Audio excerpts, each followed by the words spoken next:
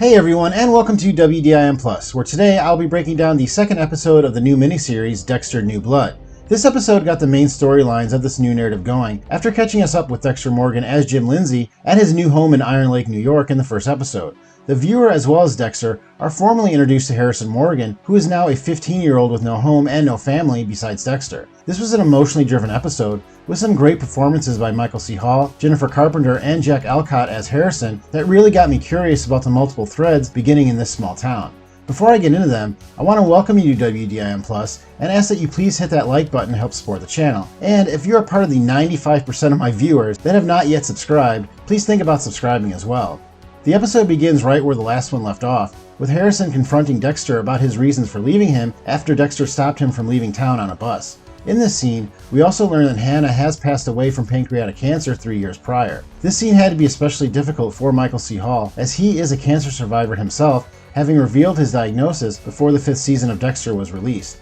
I also think that the fact there is nothing on the table in front of them is a way to show how neither of them know anything about the other one at this point, except for Dexter's memories of Harrison as a toddler and the things that Harrison has learned on the internet about Dexter. What makes the situation even more difficult is that Dexter is unable to explain to Harrison why he let him leave and then faked his own death, because that would reveal him to be a serial killer.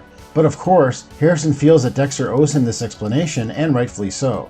The ghost of Deborah as Dexter's consciousness attacks him both verbally and physically after this, which depicts how tortured Dexter is over his decisions. I mentioned in my video about the first episode, which I will link here and in the description in case you have not yet checked it out, that Deborah has taken over the role that Harry was playing for Dexter. But while Harry was supportive and pragmatic, Deborah is erratic and emotional, which may be a depiction of what state Dexter's mind is truly in. We see a bit later in this episode that after he killed Matt Caldwell, he left a blood trail that led back to his cabin, something that the old Dexter would never have let happen. So this may not be a Dexter that is just out of practice, but also a Dexter who is no longer in complete control of his faculties. The next scene shows a young girl in what looks like a motel room, and this is the same girl that Angela tried to help out at the bar in the first episode. This episode also introduces us to Clancy Brown as Kurt Caldwell, and we're being led to believe that it is either him or Edward Olson, an evil oil billionaire, that is spying on this young woman. In the first episode, it was touched on that there is a string of missing girls in the area that are almost definitely tied to whatever is happening with this woman, and it is possible that a young girl in a picture with Angela was taken as well. In the morning, Dexter wakes up and checks his calendar, which he was using to mark how many days it has been since his last kill. He does not add a new mark for yesterday, but does run his finger over the months in the same manner he did his blood slides to calm himself. The police arrive, and Angela tells Dexter that a search and rescue party has been formed and they need to use his house for a base camp.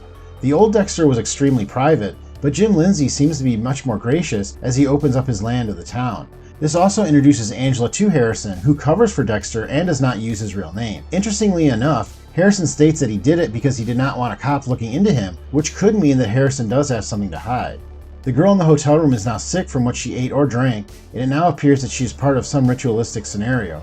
Many of the killers that Dexter came across did also use rituals, and Dexter had one as well. But probably the most infamous, intricate, and diabolical ritualistic serial killer on Dexter was the Trinity Killer, who is set to reprise his role in some way during this miniseries. Since the character was killed by Dexter and disposed of, his return could be through a flashback, although we have yet to see any flashbacks after 2 episodes, so it is more likely that he will act as a ghost mentor to Dexter like Harry and Deborah. Deborah continues to mock Dexter while he tries to clean up the crime scene, but he is able to plant a glove near a highway to point the police in the way he wants them to go. Dexter shows that he still knows how to stage a crime, even though Angela makes a comment about this being Jim's first crime scene. One of the indigenous people on the land revealed that someone named Iris went missing and is connected to Angela, which could be why she is so interested in missing girls in the area. Harrison asks Dexter why he is no longer a cop, obviously unaware that he was a spatter analyst. Dexter gives a boilerplate response about crime scenes being too much for him, which Harrison does not seem to believe. In a touching moment between the two of them, Harrison shows that he still loves animals and is good with them, a trait that Dexter still has not yet picked up, as he has not even named his goat. Harrison also shows that he is able to easily converse and connect with others, another trait that Dexter is still learning as he starts a friendship with Angela's daughter Audrey. They leave the search to party at a closed-down camp, which Harrison is able to break into. There he reveals that he had a drug problem, which could be the dark tendency that he is worried that he has within him. He also reveals that he knows that his mom died when he was very young, and if he was able to find Dexter online, then he was certainly able to find out how Rita died, even if Hannah did not tell him. One of the kids in the group finds a t-shirt for the camp That is the same shirt that Angela is wearing in the picture with the suspected missing girl from her past. This is probably a clue that the campground is going to play a role in the missing girl plotline. Speaking of which, the girl in the hotel room awakens to find that her phone is missing and that she is unable to leave. She also finds a camera watching her with the words "You're already dead" under it. It appears that this is an escape room type of situation, but it is unlikely that this girl actually has any chance of getting away. Harrison reveals that he found a letter sent to Hannah from Dexter while he was living in Oregon. In the last scene of the original series, we did see Dexter living alone in a town in Oregon, so he must have sent this shortly after he arrived.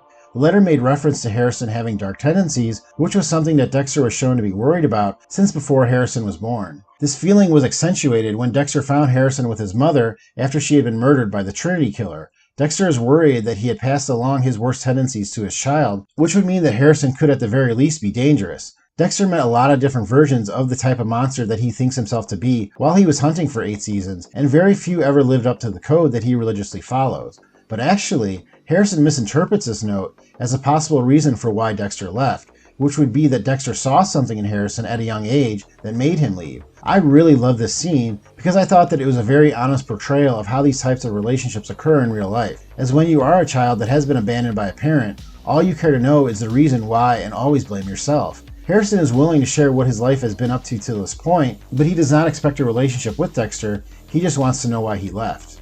In Dexter's case, if you are a parent that is not confident in your ability to raise a child, you worry that you will pass on some deficiency that you see in yourself to your children. But throughout the episode, we see that Harrison is not like Dexter in many ways, which could mean that while Harrison does have issues that he is dealing with, he is not the monster that Dexter fears. The series Dexter has always tried to look at the effects of inherited and acquired behaviors and how they shape the person we become. And if this is true, then by definition, Harrison would not be a killer like Dexter. While Harrison was present at his mother's crime scene, he would have been too young to have been affected by it in the same way that Dexter was affected by seeing his mother killed. So just because Harrison saw his mother dead does not automatically make him a killer. Instead, I think that Harrison is going to connect with Dexter and will support him as Dexter tries to keep his dark passenger at bay. Harrison looks to be very resourceful and has already shown a willingness to cover for Dexter when he lied to Angela about his actual name. So I think that Harrison will be a good influence on Dexter's life moving forward. Just as the search team is about to leave, Kirk Caldwell shows up and pleads with them all to keep searching. He does not believe the story that his son skipped town because he knows that his son would have called him for help. It is an interesting contrast of situations, as Caldwell is unwilling to stop looking for his son because he knows that his son is completely dependent on him, while Dexter has just been reunited with his son, who has shown that he can survive very well on his own. Ironically though, it is shown that Matt is actually buried under the site where his father is standing. After 2 episodes, I'm really enjoying this series, as it feels familiar but also has a lot of new characters and interesting storylines. With only 10 total episodes, each has to move the story along, and I think that we can expect a lot of twists each week. I really like the relationship between Dexter and Harrison so far, and I think that Julia Jones as Angela is also an intriguing character. Also, Jennifer Carpenter is doing a great job as a vengeful spirit, but I do miss the old Deb a bit. But all in all, I think that the series is living up to its billing as being a better ending to the original story, and I look forward to seeing where it goes. Well, that is all I have for this week, but let me know in the comments if I missed anything. Thank you very much for clicking on this video. Please hit that like button if you have enjoyed it, and I will see you next time on What Did I Miss?